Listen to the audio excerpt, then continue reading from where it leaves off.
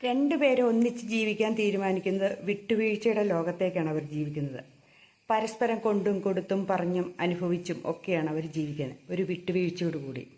നമ്മളൊന്ന് ചിന്തിച്ചു നോക്കിയേ, അങ്ങനെ ഒരു വിട്ടുവീഴ്ചയില്ലാതെ ജീവിക്കുകയാണെങ്കിൽ നമ്മുടെ ഈ ലോകത്തിലുള്ള അല്ലെങ്കിൽ നമ്മുടെ നാട്ടിലുള്ള വീടുകളെല്ലാം തകർന്ന് തരിപ്പണമായി പോയേനെ.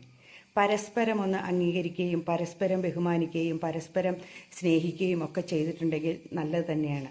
അതുപോലെ പരസ്പരം കുറ്റങ്ങളുണ്ടെങ്കിൽ സഹിച്ചും പുറത്തും ക്ഷമിച്ചും അങ്ങ് ജീവിക്കുന്നത് കൊണ്ടാണ് പല കുടുംബങ്ങളും മുന്നോട്ട് പോയിക്കൊണ്ടിരിക്കുന്നത്. എത്രയോ കാര്യങ്ങൾ നമ്മൾ ക്ഷമിച്ച് ജീവിക്കുന്നുണ്ടല്ലേ, ഒന്ന് ചിന്തിച്ച് നോക്കിക്കേ.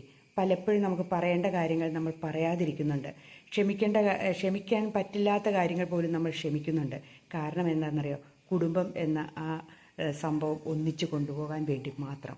അല്ലെങ്കിലുണ്ടല്ലോ അത് തകർന്ന് തരിപ്പണമായി പോകും. അപ്പോൾ നമ്മുടെ സഹനശക്തി ഒന്ന് പരീക്ഷിച്ച് നോക്കേണ്ടത് തന്നെയല്ലേ. എന്തോ ഒരു സഹനശക്തിയാണ് എല്ലാവർക്കും ഉള്ളത്. അത് തന്ന ദൈവത്തിന് നമുക്ക് 1000 നന്ദി ഇല്ലേ? ശരിയല്ലേ?